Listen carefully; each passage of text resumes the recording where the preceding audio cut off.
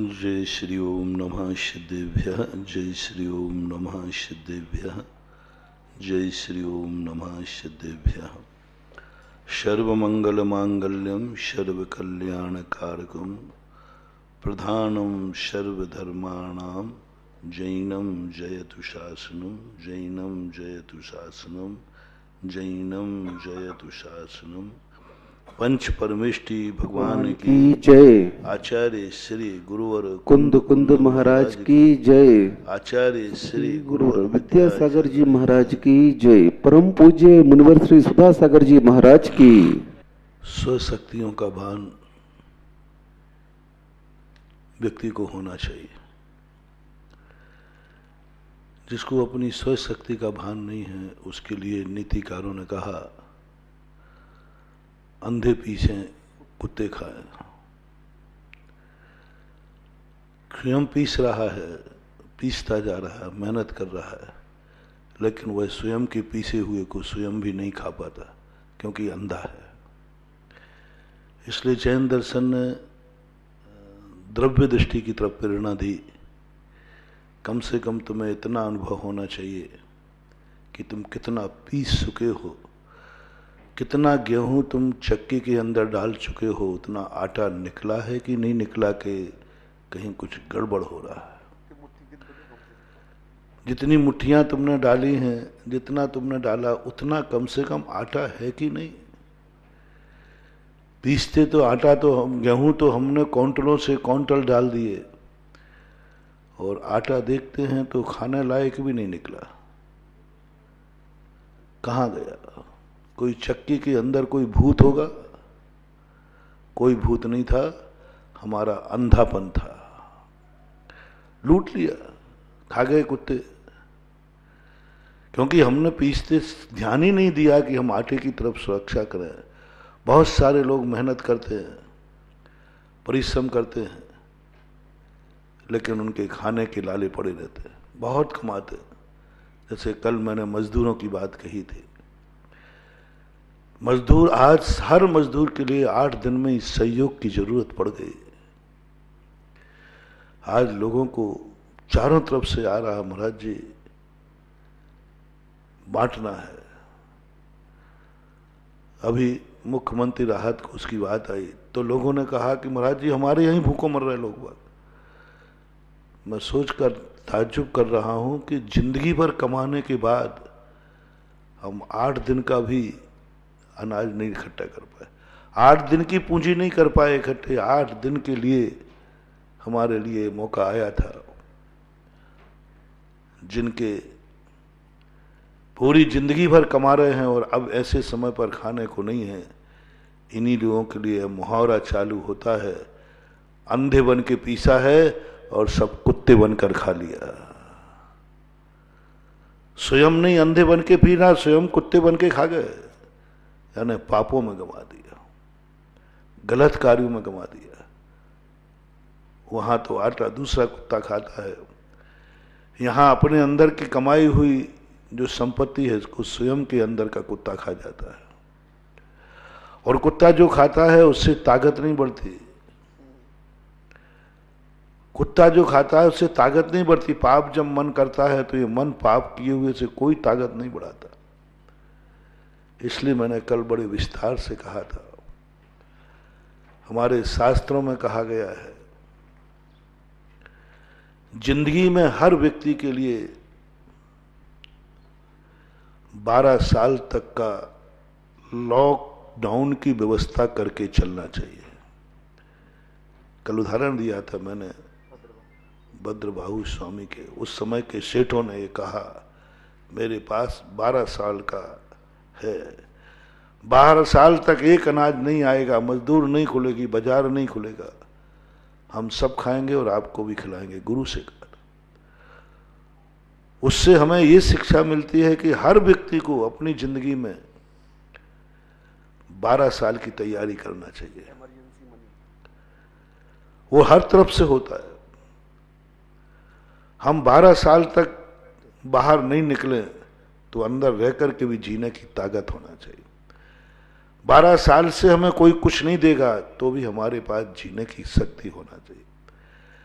12 साल तक भी यदि हमारे लिए बीमारी आ जाए, दवाई नहीं मिले, तो मैं अपनी खुद की दवाई से जिंदा रह सकता हूं 12 साल तक। सब तरफ लगाना। खुद व्यक्ति को इतना डॉक्टर होना चाहिए। डॉक्टर के भरोसे कब रहोगे? डॉक्टर ही चला जाए तो क्या करोगे? और बीमारी आ जाए तो तुम्हारी क्या तैयारी है? डॉक्टर की बहुत है, विज्ञान की बहुत है, सब कर रहे हैं, लेकिन ये आ ही नहीं पाएंगे, लेने लायक देने लायक ही नहीं रहेंगे। तुम्हारे पास कोई दवाई है क्या? तुमने जिंदगी में इतने वैद्य बनो। हमारे शास्त्रों में आया, साधु को स्वयं वैद्य होना चाहिए। और वो वैद्य किसके आधार पर? भोजन के आधार पर। जो तुम्हारे पास है उसमें एक ऐसी औषधि गुण का ज्ञान होना चाहिए, एक दवाई उसमें ऐसे होना चाहिए जो तुम्हें 12 साल तक जिंदा रख सके बीमारी में। और डॉक्टर मिलेगा नहीं, बाहर से दवाई तुम ला नहीं सकते, दुनिया के पास कोई दवाई लाने का साधन नहीं है। और तुम्हें बुखार आ गया, तुम्हारा सिर दर्द हो गया, कोई भी बीमारी आ गई, उस बीमारी से निपटने के लिए तुमने क्या तैयारी की है? तुम्हारा क्या अध्ययन है? तुम्हारा क्या ज्ञान है? तुम्हारे पास अनाज है, तुम्हारे पास सब्जी है, फल है, औषधि नहीं है। जैनाचार्य कहते हैं इन्हीं का अध्ययन करो, तुम इन्हीं में जानो कि जो तत्व तुम्हें चाहिए वो किस अनाज में है। उस दाल को बढ़ा दो। स्वय चतुष्टय की बात है। पहली बात तो कोई औषधियां अपने घर में ज्ञान पूर्वक ऐसी रखो जिनका एक्सपायर डेट नहीं आती, और एक्सपायर डेट आती हो तो उसको उतने समय के बाद रिन्यू करो, बदलो, उसमें वेस्टेज ज्यादा होगा। तो ऐसी कोई दवाई रखो जिसकी एक्सपायर डेट नहीं आती हो। रॉ मटेरियल की कोई एक्सपायर डेट नहीं होती। ऐसा मटेरियल तुम्हारे पास होना चाहिए जिसमें औषधि है बहुत सारी बीमारियों को। भारतीय व्यक्ति सदा सौ चतुष्टय में रहते हैं, हर चीज में डॉक्टरों के पास नहीं जाते। विश्व का सबसे बड़ा भारत देश ऐसा है जहां हर घर में किसी न किसी की दवाई, बीमारी की दवाई हर व्यक्ति जानता है। हर व्यक्ति जानता है। दुनिया में कोई नहीं जानते, किसी को मालूम नहीं है कि घर में कोई दवाई है। लेकिन भारतीय व्यक्ति पहले अपनी खुद की दवाई खाएगा। माँ अपने खुद की दवाई पहले खिलाएगी। माँ खुद की दवाई, माँ वो जानती है कि कितनी दवाइयां हैं, वो खुद ना खुद खिलाएगी, भले एक लौंग घोंट के खिला दे, चाहे बोले कुछ ना कुछ। ऐसा एक भी संसार में, भारत में माँ नहीं है जिसने बेटे के अस्वस्थ होने पर खुद की दवाई का प्रयोग न किया हो। कहीं ना कहीं किया है। तेल मालिश ही कर दिया गया, कहीं ना कहीं से किया है। ये सबसे बड़ी कला है। 72 कलाएं व्यक्ति को, प्रत्येक व्यक्ति को आना चाहिए। उनका उपयोग करना कोई जरूरी नहीं है। पूज्य वर्जिनसेन स्वामी ने ऋषभदेव का निमित्त बनाकर कहा कि ऋषभदेव ने अपने बेटों को, बिटियां को 72 कलाएं सिखाई। अब वो जानते थे कि मेरी बिटिया को संसार में जाने ही नहीं है, फिर भी उसको 72 कलाएं सिखाई, 64 गुण सिखाए। अभी हरिवंश पुराण देख रहा था, उसमें 72 कलाएं और 64 गुण। नारी को भी, तीर्थंकर की माता को 72 कलाएं थी और 64 गुण थे, ऐसा पूज्य वर्जिनसेन स्वामी ने लिखा। गुण तो 64 थे और कलाएं 72 थे। चाहे वो उपयोग में आवे या नहीं आवे, 72 कलाओं का ज्ञान हर व्यक्ति को होना चाहिए। आज विज्ञान ने तुम्हें उस कगार पर खड़ा कर दिया कि मात्र एक कला सीखो। इंजीनियर वाला इंजीनियर कला जानता है, दूसरी नहीं जानता। यदि इंजीनियर गिरी फेल हो गई तो सुसाइड करेगा। पहले व्यक्ति को कहा जाता है कि तुम कौन से में मास्टरी करोगे वो तुम्हारा निर्णय, लेकिन बेसिक ज्ञान, एक जनरल ज्ञान पूरी 72 कलाओं का होना चाहिए, सब होना चाहिए। जैसे रामचंद्र जी, कुलभूषण आदि को उनके गुरु ने सब कलाएं सिखाई, सब कला। चोर कला भी उसमें एक कला है, चोर कला भी आना चाहिए। संसार में वही व्यक्ति जिंदा रह सकता है जिसको चोर कला आती है, क्योंकि चोर कला जिसको नहीं आएगी उसे कोई भी चोर लूट ले जाएगा। चोर कला आएगी तभी तो तुम समझोगे चोर यहां से भी आ सकता है। पुलिस वालों को एक क्रिमिनोलॉजी शास्त्र पढ़ाया जाता है, अपराध शास्त्र। अपराध शास्त्र पढ़ाते हैं कि कैसा अपराध कर सकता है, तभी तो पकड़ पाएंगे। चोर कला जिसने सीख ली उसके घर में कभी चोरी नहीं हो सकती, क्योंकि वो जानता है कि चोर कितने तरीके अपना सकता है। पुलिस जानती है कि चोर कितने तरीके अपना सकता है। तो इसलिए सारी कलाओं का हमें ज्ञान होना चाहिए और हर कला का उपयोग ये मान के चलना चाहिए मेरी जिंदगी में कुछ भी हो सकता है, कुछ भी हो सकता है। हमारी स्वयं की तैयारी क्या है? बाहर से सब कुछ हमारा बंद कर दिया जा सकता है, मेरी तैयारी क्या है? तो जो काल मैंने कहा 12 साल तक तुम्हें कोई बीमारी हो जाए और कहीं से मेडिसिन ना मिले तो भी तुम्हारे पास तुम्हारा जो ज्ञान है, तुम्हारे पास जो औषधि गुण है, तुम्हारे पास जो उन्हीं अनाजों में से औषधि का ज्ञान है। बाहर की औषधि तो आ नहीं सकती, मेडिसिन आ नहीं सकता। अब तुम्हारे पास मात्र अनाज है, दाल गेहूं है, आप उसमें से औषधि निकालिए। आपको मालूम होना चाहिए कौन सी दाल में, कौन से गेहूं में कौन सी औषधि है, उसकी आहार में मात्रा बढ़ा दीजिए और 12 साल तक आप अपनी खुद की औषधि से जिंदा रहिए। वो सबसे बड़ा ज्ञानी व्यक्ति कहलाता है। इसी प्रकार से आपके लिए मान लीजिए घर में चारों तरफ से अकाल पड़ गया, हर व्यक्ति को हर साल 12 साल का अनाज अपने पास संग्रह करना चाहिए।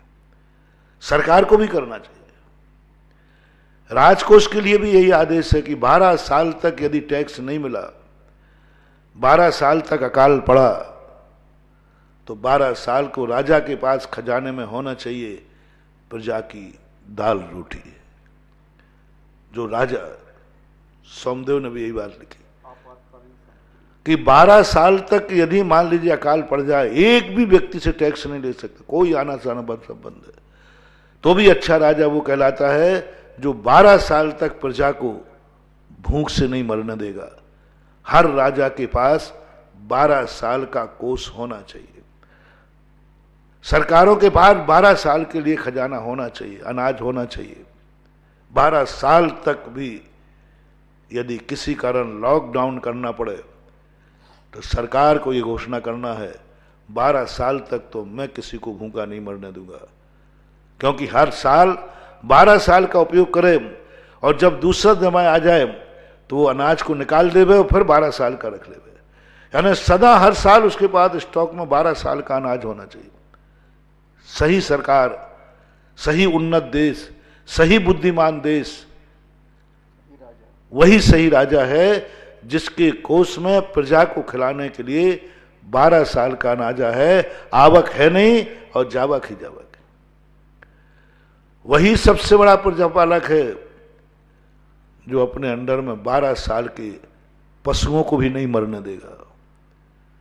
12 साल का अनाज उनके पास रहेगा, घास रहेगा, सरकार के पास 12 साल तक अकाल पड़ेगा तो भी हम पशु को नहीं मरने दें। पानी की व्यवस्था भी 12 साल की स्टोर के पास होना चाहिए।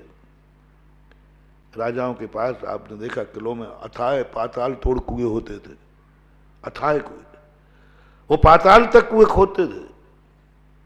आप बड़े बड़े महलों में देखना, हर महल में बड़े राजा के यहाँ अथाह बावड़ी मिलती है जिसका कोई थाह नहीं पा पाता। और वो पानी के लिए 12 साल यदि पानी नहीं बरसा तो राजा के पास कम से कम वो पीने का पानी तो दे सकता है। भारत वो राजा समृद्ध राजा कहलाता है, पुण्यात्मा राजा कहलाता है। ऐसे राजा को अपने यहां चक्रवर्ती कहते हैं, ऐसे राजा को अपने यहां बहुत पुण्यात्मा राजा कहते हैं, बहुत पुण्यात्मा राजा। ऐसे राजा जाकर के जो विचार करते हैं ये पुण्यात्मा, कल मैंने कहा था कि मैं आज पुण्यात्मा व्यक्ति को खोजना चाह रहा हूं। ऐसे संकट के समय पर पाप के उदय तो सबके पास है, पाप से सब भोग रहे हैं, सब त्राही त्राही कर रहे हैं, सब टेंशन में हैं।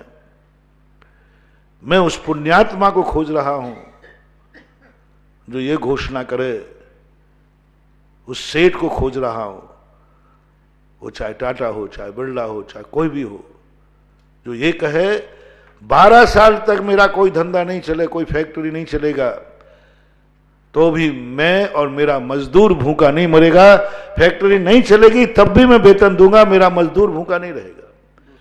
12 साल तक उसका जो अंडर में है, ऐसा सेठ, ऐसा मालिक यदि तुम्हें कहीं मिल जाए तो ये घोषणा करे कि मैं तुम लोगों से 12 साल तक मेरा मजदूरी नहीं करेगा मेरी फैक्ट्री का, तो भी मैं उसको खाने दूंगा, और मेरी फैक्ट्री 12 साल के बाद भी दिवालिया नहीं होगी। मैं दिवालिया नहीं होऊंगा क्योंकि मैं 12 साल का इंतजाम करके चल रहा हूं। ऐसे जीव को मैं पुण्यात्मा घोषित करना चाहता हूं।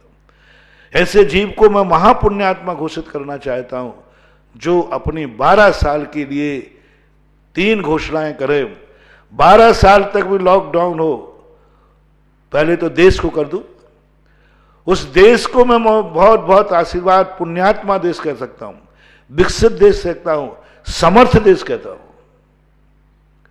सारे विश्व के लिए मेरी एक फरियाद है, एक प्रश्न है, एक जिज्ञासा है। कोई भी देश का व्यक्ति हमारे प्रश्न का जवाब दे सकता है। विश्व के अंदर कोई भी देश 12 ईयर के लिए यह नियम बना दे कि यदि 12 साल तक भी लॉकडाउन रहेगा हमारा देश, तो भी हमारा देश एक कदम पीछे नहीं आएगा। हम जहां हैं आगे नहीं बढ़ेंगे, हम जहां हैं वहीं रहेंगे। हमारी इकोनॉमी, हमारे देश की व्यवस्था, हमारी अर्थव्यवस्था, हमारी सामाजिक व्यवस्था, हमारी मेडिसिन, कोई व्यवस्था हमारी डगमगाएगी नहीं। 12 साल तक हम लॉकडाउन कर सकते हैं और हम अपने देश को यथावत रख सकते हैं। क्या आज है कोई माई का लाल, कोई देश जो इस बात की घोषणा कर सके? सब तरफ से रास्ते बंद होंगे, कोई तुम्हारे लिए रास्ता नहीं देगा, कोई तुम्हारी सहायता नहीं करेगा, किसी से आप कुछ भी नहीं ले पाओगे, कुछ भी नहीं। आपको घोषणा करना है। मुझे पता नहीं है इसलिए पूछ रहा हूं, शायद हो जाए कोई। मुझे तो दिख रहा है महाराज कह रहे कुछ बहुत कठिन है, हो जाए तो मैं कहूंगा वो देश पुण्यात्माओं का देश है, वो पुण्य भव्यात्माओं का देश है। फिर मैं संदेह करूंगा कि शायद आर्यखंड ये है कि वो है, क्योंकि जहां तीर्थंकरों का जन्म होता है वहां ऐसे राजा होते हैं। 12-12 साल के अकाल पड़ने पर भी राजाओं ने बांगडोर संभाली और अपने देश को पीछे नहीं आने दिया, अपने देश को उजड़ने नहीं दिया, अपने देश को संभाला, रोजी रोटी दी, पानी दिया, औषधि दी, सब कुछ दिया। और राजकोष हम लोग खा नहीं सकते थे तो साधुओं पर संकट जरूर आया, क्योंकि हम लोग राजकोष नहीं खा सकते नहीं है। अब चलिए मैं किसी नगर की तरफ आता हूं, प्रांत की तरफ आता हूं। कोई नगर ऐसा हो जो 12 साल के लिए लॉकडाउन कर ले हुए, तो भी नगर पीछे नहीं आएगा। नगर में हर व्यक्ति के चेहरे मुस्कान, कोई चिंता नहीं 12 साल तक। चलो मैं घोषणा करना चाहता हूं कि कोई सेठ एक सामने आ जाए, टाटा बिरला कोई एक सेठ आ जाए कि 12 साल तक मेरा सब कुछ धंधा चौपट रहेगा, बिल्कुल बंद रहेगा, तो भी मेरा मजदूर और मैं और मेरा व्यापार यथावत रहेगा। किसी के वेतन में कोई कटौती नहीं, कुछ भी नहीं कमाई होगी, सब कुछ यथावत रहेगा। नहीं कर सकता। पंचम काल का यही दुर्भाग्य। क्यों इतना धंधा कर रहे हो, क्यों इतना कमा रहे हो कि तुम्हारे पास 12 साल का नहीं, 8 दिन में दिवालिया की नौबत आ रही, 8 दिन में चिल्लाने लगे, देश इतने वर्ष पीछे चला जाएगा। हर सेठ कह रहा है इतना वर्ष पीछे चला जाऊंगा। कोई घर है क्या ऐसा? चलो सेठ को छोड़ो, कोई घर कह सकता है, कोई जैनी कह सकता है कि मैं 12 साल तक सब कुछ घर में रह करके भी मेरे मन में एक कदम भी मेरा डाउन नहीं होगा, मैं जहां हूं वहीं रहेगा। चलो, मैंने कल एक मजदूर से पूछा था, मजदूर की इच्छा है क्या 12 साल तक का एक अपने यहां कोर्स होता है, 12 साल एक शास्त्रीय शब्द है। क्या कोई मजदूर कह सकता है कि मैंने जिंदगी भर पसीना बहाया है, जिंदगी भर मेहनत की है, 12 साल तक भी यदि मजदूरी नहीं मिलेगी तो मैं और मेरा परिवार भूखों नहीं मरेगा, किसी से सहायता लेने की जरूरत नहीं पड़ेगी, किसी से सहयोग लेने की जरूरत नहीं पड़ेगी। कल मैंने ये पूछा था, यदि ऐसा कोई घोषणा करेगा तो मैं ये वरदान देता हूं कि अगला भव उसका मजदूरी में नहीं बीतेगा, वो मालिक बनेगा, सारी दुनिया उसके यहां मजदूरी करेगी। जिस व्यक्ति ने अपनी जिंदगी में मजदूरी को इतना जोड़ लिया, 12 साल तक की मजदूरी नहीं मिलेगी तो जिंदा रहेगा। और मैं ऐसे ही कल्पना नहीं कर रहा हूं, इतना आपके पास है और मेरे कहे अनुसार चलो तो तुम्हारी मजदूरी में भारत का हर मजदूर यदि ईमानदारी से मजदूरी करे और मजदूरी के पैसे को, जो कल मैंने कहा था, एक नियम ले ले, जो मेरी पसीने की कमाई है, मजदूरी की कमाई है, इससे मैं पाप नहीं करूंगा, इससे मैं बीड़ी सिगरेट नहीं पीऊंगा, इससे गुटखा नहीं खाऊंगा, इससे जुआ नहीं खेलूंगा, इससे शराब नहीं पीऊंगा, इससे अय्यासी नहीं करूंगा, इससे मांसाहार, इससे हम कोई अय्यासी नहीं करेंगे। ये जो मेरी पसीने की कमाई है मेरे और मेरे परिवार के काम आएगी, मेरे और मेरे आराध्य के काम आएगी, मेरे पूज्य पुरुष के काम आएगी, मेरे और मेरों के काम आएगी, इससे ज्यादा मैं कोई उपयोग नहीं करूंगा। तो मुझे विश्वास है हर मजदूर के पास मजदूरी में से इतना बचेगा कि वो 12 साल तक बिना मजदूरी के जिंदा रह सकता है, करके देख ले, आप प्रयास करके देख ले। 8-10 साल की यदि आपने ईमानदारी बरती तो बहुत बड़ा, 12 साल की एक बहुत बड़ी चीज होती है। और 12 साल का टारगेट होता है, अकाल भी 12 साल का, वनवास भी होता है तो 12 साल तक, हम 12 साल तक वनवास में निकाल सकते हैं, हम 12 साल तक जीवित रह सकते हैं। आप गुरु भक्त हैं, गुरु भक्त, भक्ति कौन है? सब तरफ से लॉकडाउन हो गए, क्या आप अपने मुनिराज को 12 साल तक यथावत मुनिचर्या में रख सकते हैं? कैसी है गुरु भक्ति? कैसा होना चाहिए ब्रेक? 12 साल के लिए लॉकडाउन हुआ है, आपका महाराज बाहर नहीं निकल सकता, चर्या नहीं कर सकता, तो क्या श्रावक में इतनी औकात है कि मैं 12 साल तक के लिए महाराज की चर्या कायम रखते हुए उनकी चर्या का पालन कराऊंगा? है कोई गुरु भक्त में इतना? है किसी भारत के गुरु भक्त में इतना कि जो 12 साल तक के लिए मुनिराज को लॉकडाउन में रहना पड़े तो भी तुम मुनि राज की पूरी शुद्ध चर्या पढ़वाओ, मुनि को ना समाधि लेना पड़े और ना भ्रष्ट होना पड़े? ध्यान रखना, 12 साल का जब अकाल पड़ा तो भद्रबाहु स्वामी ने, लोगों ने घोषणा जरूर की, लेकिन भद्रबाहु स्वामी कहते हैं नहीं, चौथा काल होता तो विश्वास कर लेता, क्योंकि चौथे काल में अक्षय निधियां होती हैं, वहां दिव्य पुनीत साधन होते हैं, चक्रवर्ती आदि राजाओं का स्वयं का पुण्य होता है, पंचम काल में नहीं होगा। लोगों ने बहुत कहा, साहब हम गिन के दिखा दें आप कितनी रोटियां खाएंगे 12 साल में? आप 5 ही साधु है, 1000 साधु सारे भारत के, हमें मालूम है कि आप कितनी रोटियां खाओगे।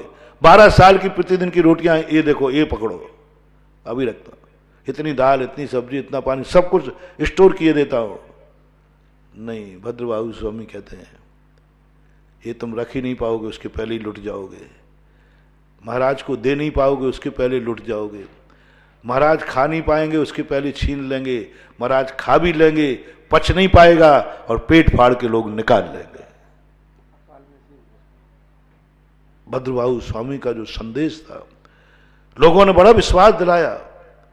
भद्रबाहु कहते नहीं, 12 साल तक तुम गुरु को नहीं रख पाओगे, भले तुम्हारे पास अनाज है, धन दौलत है, लेकिन चारों तरफ इतनी भुखमरी हो जाएगी कि तुम्हारे महाराज को भी खाने नहीं देंगे। वो ऐसा युग आ गया, महाराज का पेट फाड़ करके कच्चा अनाज निकाल लेते थे, मार डालते थे, खाते हुए आक्रमण कर देते थे। इसीलिए तो फिर रात में ले जाने लगे जंगलों में, रात में मांग के ले जाते हो, दिन में खाते थे, रात में ले जाते थे श्रावक जंगलों में, महाराजों को जंगलों में खिलाते थे। ऐसा समय आ गया, दिन में ले जा नहीं सकते, रात में 12-1 बजे बंद करके और ले जाते थे, फिर जंगलों में फिर दिन में खाते थे। ऐसा समय आ गया था। फिर तुम मुनि की चर्या कैसे पाल पाओगे? नहीं पाल पाओगे। 24,000 साधु श्रावकों की बातों में आ गए, परिणाम भी भ्रष्ट हो गए। भद्रबाहु दक्षिण चले गए, वो प्रसंग अभी गौण रहे, उसका कोई प्रसंग नहीं, पूरी कहानी नहीं बता रहा, इतना ही सा ले लें।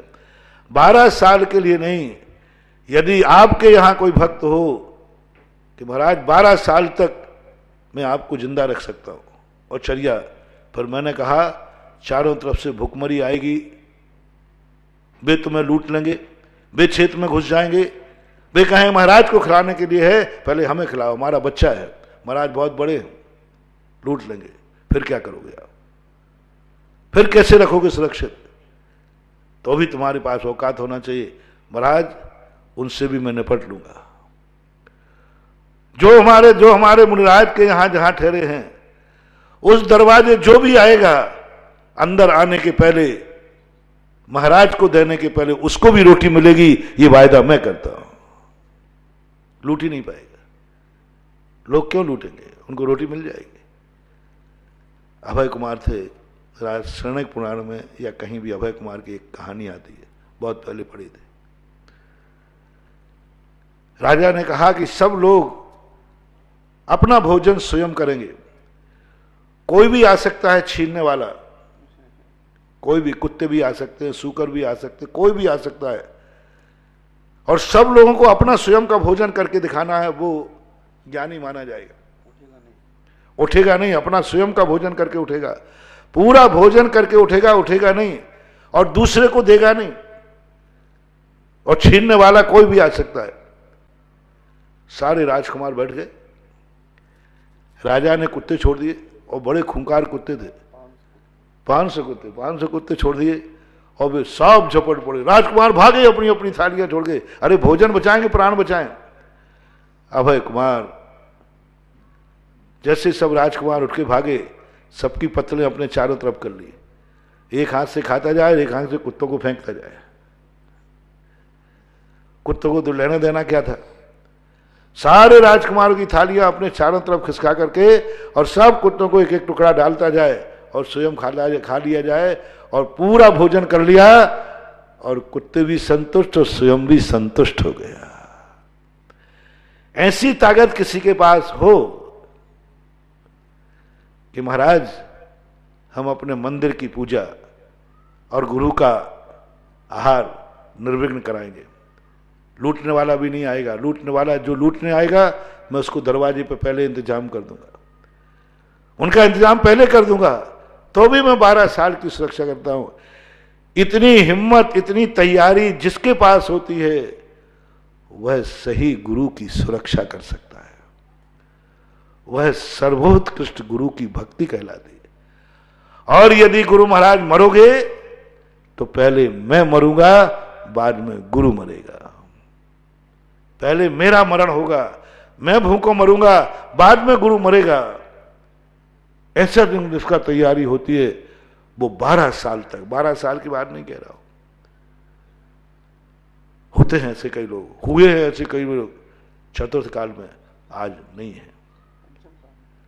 12 साल तक मुनिराज को, क्या है कोई मुनि महाराज, है किसी के मुनिराज के प्रवचनों में दम जो 12 साल तक आए हुए संकट भक्त के ऊपर उसको सांत्वना दे करके उसको समता भाव में रख सके। है ऐसे प्रश्नों में ताकत।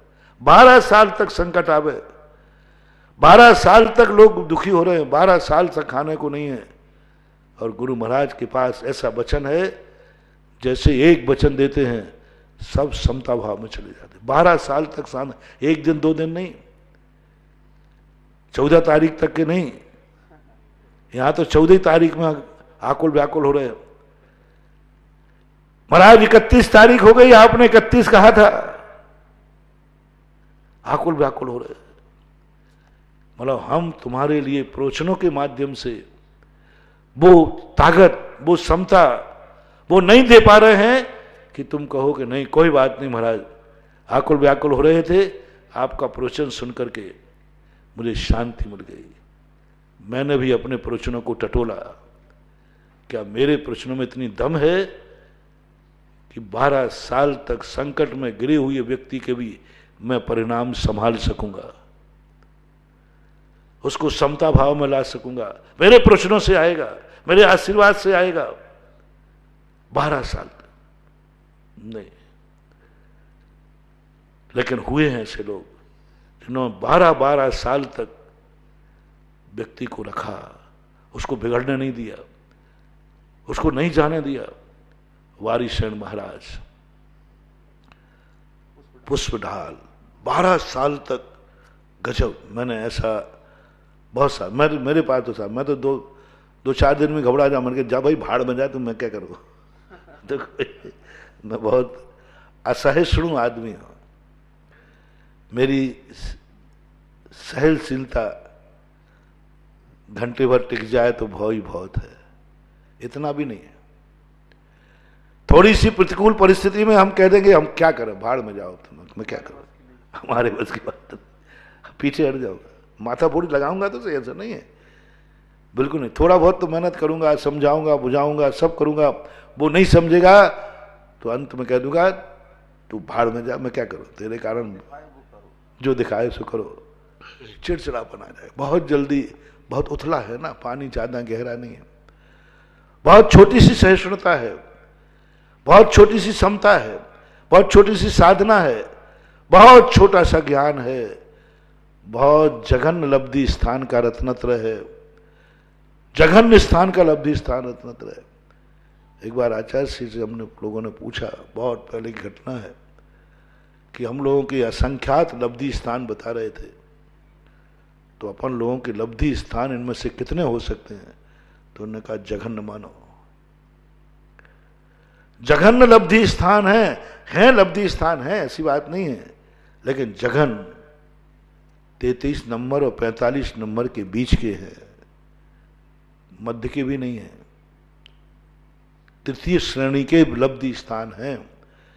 इतनी कहां क्षमता है कि हम 12 साल तक किसी को झेल ले में, और वो बिल्कुल विपरीत चला जाए, विपरीत उसकी परिणाम, विपरीत उसकी सामायिक, विपरीत उसका ध्यान, सब कुछ उल्टा है, कुछ भी नहीं, उसका धर्म में मन ही नहीं है, उसका मन तो संसार में रम रहा है, और उसको 12 साल तक संभालना है।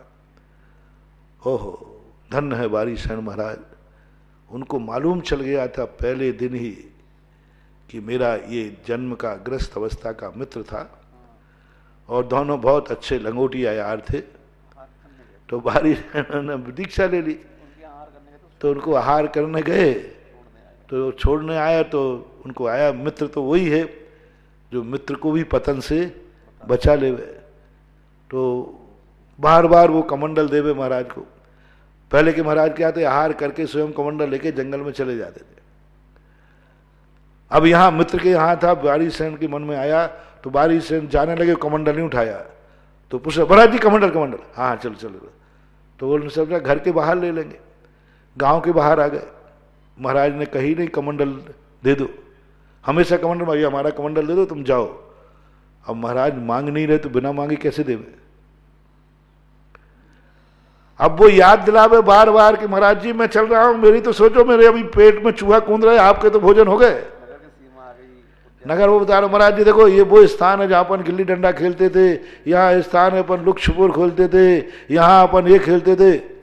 और बारिशण हूँ कहते चल जाए। बारिशण समझ ये इसलिए कह रहा है बाबा वापस जाने को बोल दे कमंडल में। हाँ महाराज हाँ बारिशण हाँ हाँ यहीं खेलते थे। सब करते करते करते करते जंगल आ गया। वारिशण महाराज के स्थान आ गया जहां बैठना था, एक सलाह पर बैठ गए। उनका तो कोई स्थान होता नहीं। और जो वारिशण को लेक्चर दिया, वारिशण को ऐसे बातों में बांधा, ऐसे वचनों में बांध लिया, बोल तूने कहा था तुम कभी मुझे कोई आदेश दोगे तो चाहे मेरे प्राण निकल जाएं लेकिन मैं पालन करूंगा। बोल तू कहता था ना मेरे से, तू मेरा मित्र है और कहता था मैं तुम्हारे लिए कुछ भी कर सकता हूं, मर सकता हूं, तुम्हारे आदेश पे कहो तो मैं अपने प्राण दे सकता हूं, ये सब बातें करता था। आज परीक्षा का समय है। आज तो तूने जो वचन दिए बार बार, उन वचनों का समय है। मैं तुझे, मेरी भावना है, बोलो क्या भावना, जो कहोगे वो करूंगा। मेरी भावना है कि तू मुनि दीक्षा ले ले। छत्री तो होते ही थे। अब बैराग महाराज कुछ नहीं था, अब वो वचनों में फंस गया और मुनि दीक्षा ले लिए। हाँ शादी हुई तो, और वो भी बेचारे की कान्य से शादी हुई थी, कानी औरत थी एकाक्षी। तो उसके बाद जब उसने पूछा दीक्षा हो गई, अब वो दीक्षा काय को मन लगे उसका, वो तो सामायिक में बैठे, उसे अपनी स्त्री दिखे, घर दिखे, परिवार दिखे, और बारिशण को कोसे कहाँ का दुष्ट मित्र मिल गया है, जबरदस्ती पीछे कमंडल टिका दिए।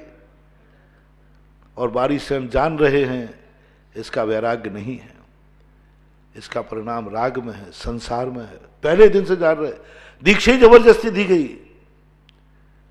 लेकिन बारिशण कहते हैं 12 साल तक तो मैं, यदि मैंने भी इससे सही दोस्ती की है, मैंने भी सही मित्रता की है, मेरा भी यदि पक्की मित्रता है, तो मैं 12 साल तक तो उसको संभालूंगा। 12 साल के बाद फिर जो होगा देखा जाएगा। प्रतिदिन उपदेश देते, प्रतिदिन सारा मुल्क घुमा दिया, लेकिन जब भी शाम को देखते पुष्प डाल में वैराग्य नहीं आया। उनका ना सामायिक में मन लग रहा है, बस टेंशन में उसके मन में घूमती थी उसकी स्त्री, बस वही 24 घंटे वही घूमते थे। वारिशण ने कहा 12 साल पूरे होने के बाद अब कहते हैं देखो गुरु कौन है। ऐसा गुरु कहीं मिल जाए जो शिष्य को 12 साल तक संभाले, और मालूम है कि वो आज गिर चुका है, लेकिन 12 साल तक उसके पीछे पड़े संभालने को, 12 साल तक ताकत लगाए। 12वें साल का अंतिम दिन है। वारिशण ने कहा बस कल से मैं फ्री और इसको फ्री कर दूंगा, इसको भेज दूंगा घर, आज अंतिम दिन है। दूसरे को संभालने के लिए कितना निकृष्ट कार्य अपनाया, कितना निकृष्ट अपनाया कि स्वयं घर में महारानी छेलना के लिए समाचार भेजते हैं, मेरा राज दरबार तैयार करो, और मेरी सारी जो पत्नियां गृहस्थ अवस्था की हैं रानी, उनको 16 श्रृंगार करके मेरे सामने प्रस्तुत करो, मैं आ रहा हूं। महारानी छेलना तो घबरा गई कि मेरा बेटा भ्रष्ट हो रहा है। वो तो घबरा गई, सम्यक दृष्टि थी, मेरा भ्रष्ट हो रहा है। घर आने को कह रहा है, राजगद्दी पे के सिंहासन पर राज सिंहासन तैयार करो, पत्नियों को तैयार करो, भ्रष्ट हो रहा है। घबरा गई। लेकिन महारानी छेलना को एक बात का विश्वास था, मेरा दूध खोटा नहीं हो सकता, मैंने इसको दूध पिलाया है। लेकिन जब आदेश सामने आ गया, सारा नगर कह रहा है वारिशण भ्रष्ट हो रहा है, तेरा बेटा भ्रष्ट हो रहा है, लेकिन मात्र मां को एक विश्वास था। घर में सब पिता मिता सब ने एक ही बात कह दी कि नहीं अब तो ये भ्रष्ट हो गए।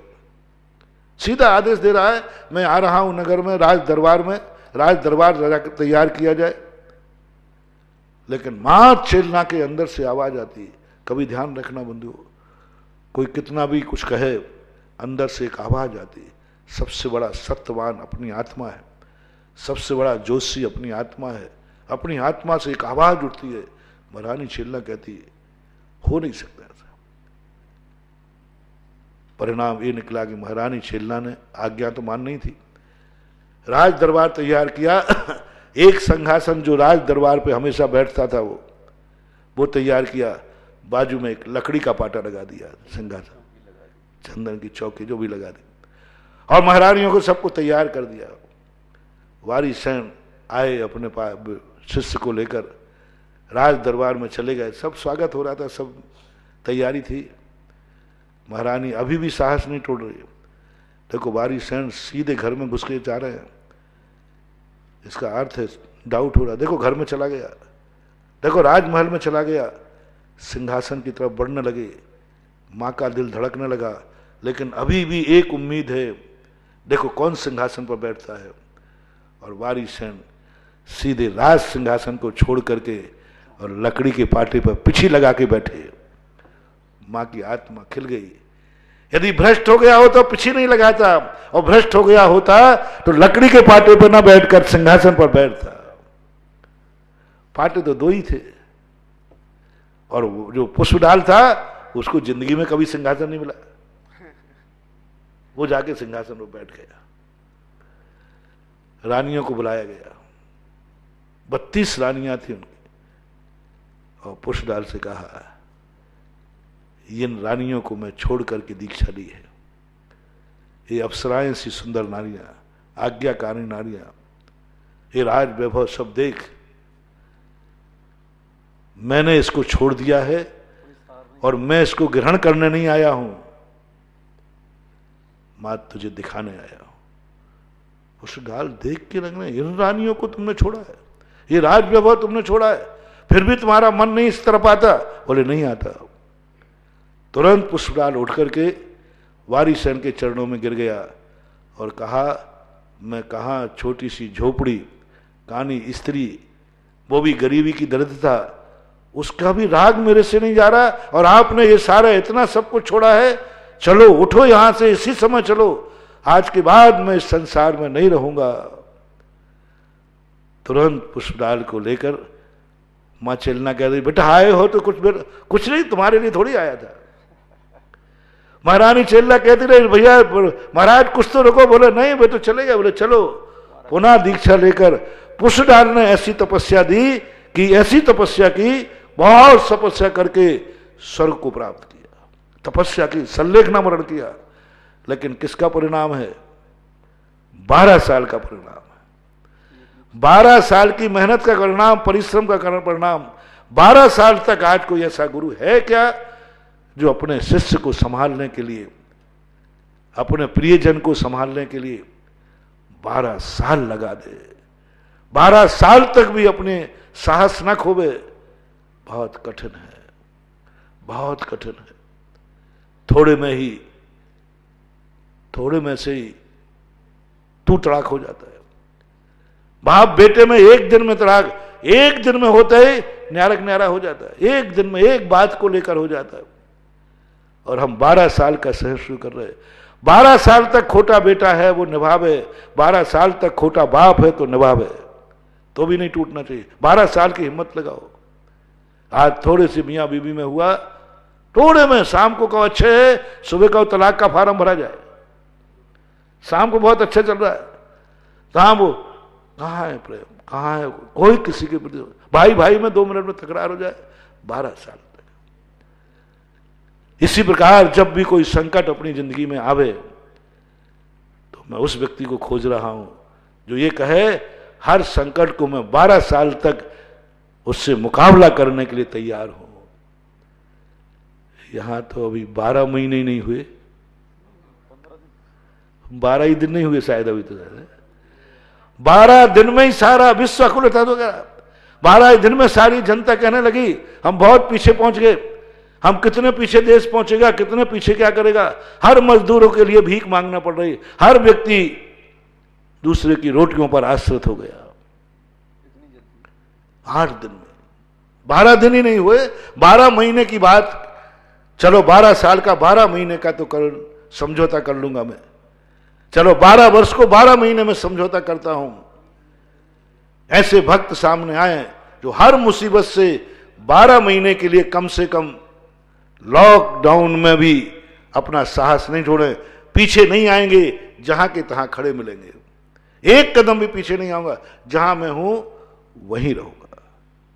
सोचो, अपने स्व चतुष्टय को सोचो, आपकी खुद की औकात कितना अर्जन तुमने किया है। ये सहयोग लेना शुभ लक्षण नहीं है, शुभ लक्षण नहीं है। धर्म के कारण से कोई वो सहयोग लेता नहीं है, सहयोग लेता नहीं है, वो तो देते अवभाग। कल मैंने बताया था, साधु को भगवान को देना अवभाग्य मानता है, मजबूरी में नहीं देता। लेकिन आपको हर व्यक्ति रोटी दे रहा है, थैली दे रहा है, मजबूरी में दुर्भागा मान के दे रहा है, कर्महीन मान के दे रहा है, आपको बहुत कर्महीन मान के दे रहा है। भगवान और गुरु को देता है तो भगवान और गुरु को कर्महीन मान के नहीं देता, कर्महीन नहीं मानता, कर्म फूटा नहीं मानता, महान मान के देता है। इनसे बड़ा भाग्यवान दुनिया में कोई नहीं, इनसे बड़ा सौभाग्यवान कोई नहीं, इनसे बड़ा पुण्यवान कोई नहीं। जब व्यक्ति संसार का सबसे बड़ा पुण्यवान बन के देता है भेंट, वो दान कहलाता है, पात्र को दिया। और जब किसी की भाग्यहीन मान के देता है, पुण्यहीन मान के देता है, वो दान नहीं कहलाता, वो बहुत बड़ा दुर्भाग्य कहलाता है। लेने वाले को कांपना चाहिए हाथ कि मुझे आज ये भाग्यहीन मान के दे रहा है मुझे, और मुझे लेना पड़ रहा है। उसको कभी ले लेना मान लीजिए, लेकिन जो दोनों चीजों को ध्यान रखना। मजदूरों से कह रहा हूं, जो आज तुम्हें सहयोग में मिले, और जो बड़े आदमियों से कह रहा हूं दान में मिले, ये दोनों रोटी खा के कभी पाप मत करना। सहयोग की रोटी और दान की रोटी, सहयोग में आई हुई वस्तु और दान में आई हुई वस्तु का कभी दुरुपयोग नहीं करना, कभी गलत कार्यों में नहीं लगाना, कभी गलत कार्य नहीं करना। क्योंकि दान में आई हुई वस्तु से कभी गलत कार्य नहीं करना, उसको गलत, क्योंकि वो दान में आई है। और सहयोग में जो आया है उसका एक एक दाने का उपयोग करना, एक दाने का भी दुरुपयोग नहीं करना, क्योंकि वो सहयोग में मिला है। और उसका संग्रह भी नहीं करना। उसको खाने के बाद शराब मत पीना। मजदूरों से कह रहा हूं, जो मजदूर लोग सहयोग की रोटी खा रहे हैं इस समय, उनको बहुत सावधान रहना है, बहुत सावधान। और जो कल अंत में मैंने कहा था, आज भी अपना समय हो रहा है, आज फिर वहीं पर तुम्हारे लिए छोड़ता हूं कि बस जिसको सहयोग ले रहा है वो अपने को दुर्भागा मान के लेगा, भाग्यहीन मान के लेगा, अपनी किस्मत को कोसेगा और ये विचार करेगा मैं कैसा पापी आदमी हूं कि आज इतने जिंदगी भर पसीना बहाया और 8 दिन को भी मेरे पास खाने को नहीं हो पाया, 8 दिन के लिए मैं परिवार का पालन नहीं कर पाया, और आज मुझे दूसरे का सहयोग की रोटी खाना पड़ रही है। रोना पहले, दुर्भाग्य मानना, ले लेना, कोसना पहले,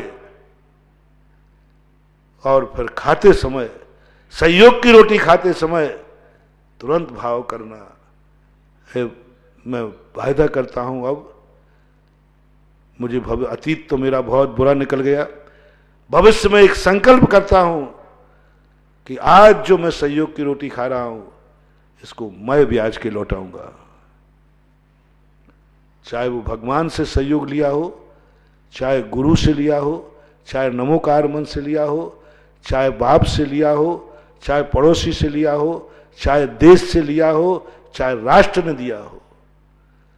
राष्ट्र ने भी यदि तुम्हें सहयोग दिया है मजदूरी के रूप में, राष्ट्र भी तुम्हें अनाज फ्री कर रहा है, ध्यान रखना ये कर्ज है, इसको सहयोग को, इस कर्ज को लौटाना है। और वायदा कर लेना, हे सरकार आज जो तुम मुझे फ्री अनाज दे रहे हो, मैं वायदा करता हूं भविष्य में आकर के मैं ऐसा कुछ कमाऊंगा कि अनाज का दाना दाना राष्ट्र को लौटाऊंगा, ब्याज सहित लौटाऊंगा।